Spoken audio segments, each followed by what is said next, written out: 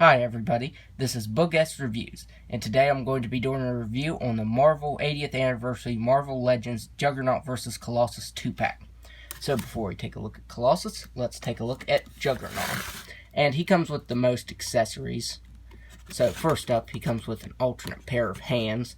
These are the exact hands that came on the Build-A-Figure. He comes with semi-open hands, and these pop in pretty easily. There. So let's go ahead and pop this one off. And as I said before, these are the exact same ones that came with the Build-A-Figure Juggernaut. But I do like these open hands on him. I just think they look better, just to make it a little more different than the Build-A-Figure. So there he is with his alternate hands there. And he does come with an alternate head and damaged helmet, which I will go ahead and show off right now. And I'll go ahead and take a look at this head sculpt before I take a look at the main head sculpt. This is the helmetless beaten Kane Marco head sculpt, and it looks fantastic. Hasbro did an amazing job with this. The hair is sculpted really, really nicely, and then it has a wash of really, really dark red over it to bring out all the details. Oops, popped his head off. But there you can see all that sculpt detail and the paint difference there. And on the head sculpt itself, he has a lot of damage. You can see his cheek is very swelled. He has a black eye. And if you look at the eye itself, it's actually a pinkish color instead of white like his left eye.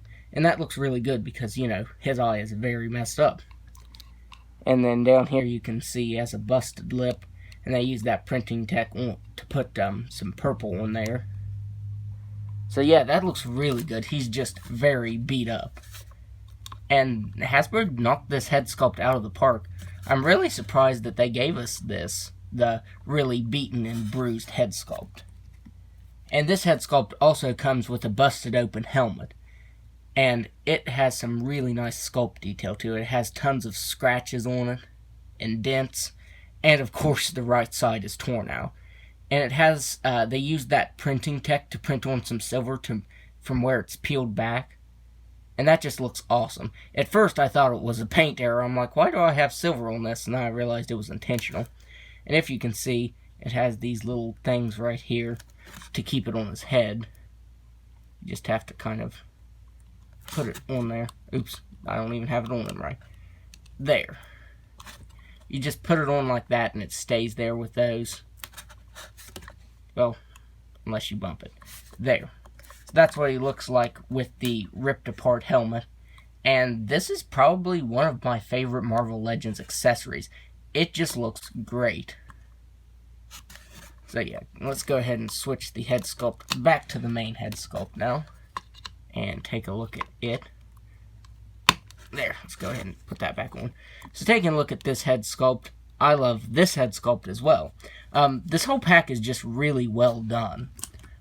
Comparing this to the Juggernaut Build-A-Figure, you can see the difference in paint, and I like this one better. This one just looks more menacing.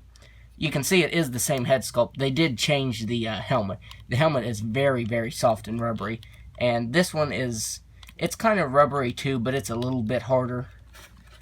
But as you can see, there are some differences to the head sculpt here, like his eyes are completely whited out, and he has some evil shadowing going on. It just looks really, really menacing. I mean, this one looked pretty good too, but I feel like this one just looks better than this one. And like I said, they did change the helmet here, because as you can see, this one has some sculpted detail to it. It has like a weird texturing to it, and this one is completely smooth. And they changed the collars, and of course they didn't add the belt there. They took that out. And that's why I switched the hands out, because the hands that were on it were exactly the same as these. And I want this one to be a little different, so I'll leave these hands on him. But as you can see, the sculpt is completely the same. They just changed the collars. This is that reddish-brown color, and this is just dark brown. And this is a light red with some black stripes to it, and this is darker red with some black stripes to it. And the boots are just about the same color. They're just a little bit lighter. They have that really nice texturing going on. But yeah, this Juggernaut, I'm leaning towards I like it more than the Build-A-Figure. I'm really thinking that this is better than the Build-A-Figure. I mean, don't get me wrong, I still like this Build-A-Figure. It's still a great figure, but I just like this one a lot better. So now let's go ahead and go over his articulation. With this head on, he can move back all the way and down all the way. He can move his head side to side. And let's put that other head sculpt on here. It'll be able to move more, of course, just because he doesn't have the helmet on.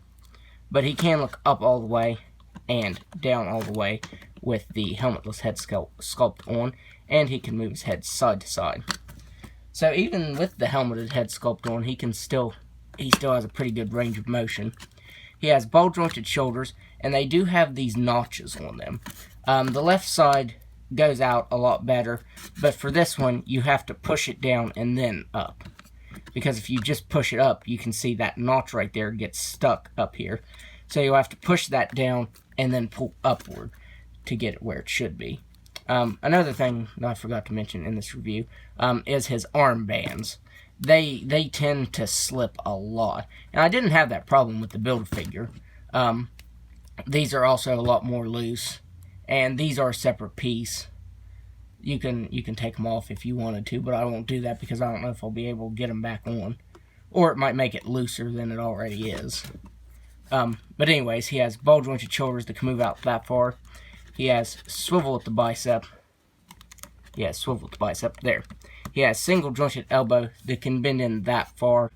He has swivel at the wrist that can move side to side and up and down. He has an ab crunch that can move back slightly and can crunch forward all the way. He has swivel at the waist that can move side to side. He has ball jointed hips that can only move out that far.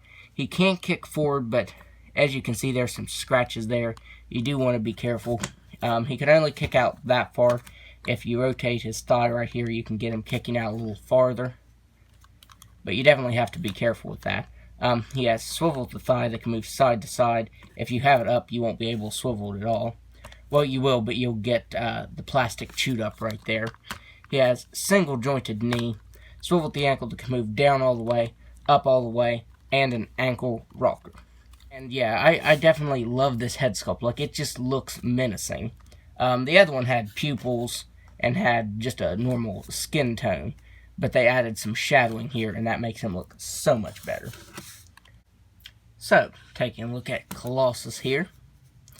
He has some accessories. Well, he only has one accessory. He has a pair of alternate hands. So as you can see, he comes with fisted hands. And he comes with alternate open hands. Now, getting these off is pretty hard, and I'm afraid I'm going to break them. You have to put a lot of force in it. But taking them off is hard. I don't know if it's just mine or what. But switching these out is definitely scary because I'm afraid I'm going to break them. So there he is with his open hands. So now let's go ahead and take a look at the head sculpt. This is the same head sculpt as the Warlock Wave Colossus, which I will show just a second here. The head sculpt is the same, but I feel like it's painted a lot better. Like this one was done in more of a gunmetal color, and this one is actual silver. But yeah, I definitely like the paint on this one a lot better. And they do reuse the same arms. As you can see, this one has the left open hand and the right closed fisted hand. And they did include that, but they included a pair of each. They include the pair of the fisted hands and the open hands. But the rest of this figure is all brand new parts. So, taking a look at the body, they did really good with his suit here. The yellow and red came out really clean, which really surprised me. I see one little piece of red right there. That's not wanting to come off. But other than that, it came out pretty clean, and that surprised me. Because usually Hasbro, when they do lines, it's very, very shaky. And looking at the sides right here, you get the continued pattern of metal there.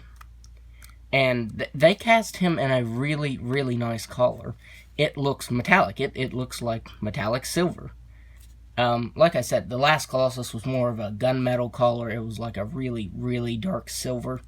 But this one's very bright, and I just like the collars on it a lot better.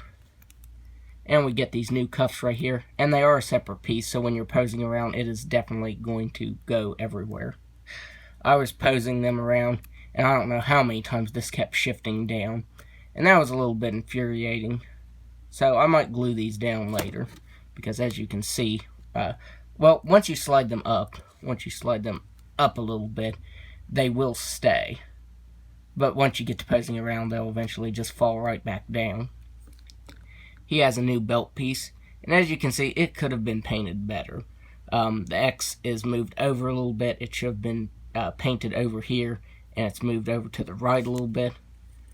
But the gold came out pretty clean. It's painted over the red. It's not spotted or anything. I'm not seeing any red showing through there. So yeah, that looks good. They painted this one really nicely because his hips are cast in red for his shorts right there. And they painted the silver on there. And as you can see, there's just a tiny bit of red showing through the silver there. But not by much. Other than that, they did pretty good on it. And I'm not seeing any red over here on the right thigh there. I can see a little bit. And of course, we get these new boots. And the yellow came out a little spotty at the top here because it's cast in red and they painted yellow over it. But for the most part, it also came out clean. The black line came out really good. These little triangles came out clean. This one has a little bit of yellow showing through. But other than that, it's painted nicely. And that's something that surprised me with this figure, you know. Whenever Hasbro is painting yellow over top of red, there's always red showing through. There's something always wrong with figures when they do that. But for the most part, it came out really clean. And the only thing I've seen so far is that little tiny speck right here on his back. And then where a little tiny bit of red is showing through right there. But other than that, it's done really well. And I started to say that these were the Hyperion feet. But I believe these are new as well. So yeah, most of this figure is new. The only thing that's reused is the head sculpt and the arms and hands. Well, one of each of the hands, pairs of hands. The right fist and the left open hand. Those are the reused parts. But other than that, it's all new parts. And now let's go over the articulation for him. He has a ball-jointed head that can definitely look back all the way. He can look down all the way. You have to shift his head just a little bit forward so you can get it past that collar. But he can look down all the way. He can move his head side to side. He has ball-jointed shoulders that can move out all the way. He has swiveled the bicep. Now he has single-jointed elbows. He has swiveled the wrist that can move up and down and side to side. Now, the elbow on this one is pretty crunchy. Oh, there. And it's pretty stiff, but this one moves really well. As you can see, since I'm moving around here, his wrist things right there moved. The cuffs on his wrist moved. He has an ab crunch that can move back all the way, so you do get a pretty good gap right there when you do that. He can crunch forward all the way.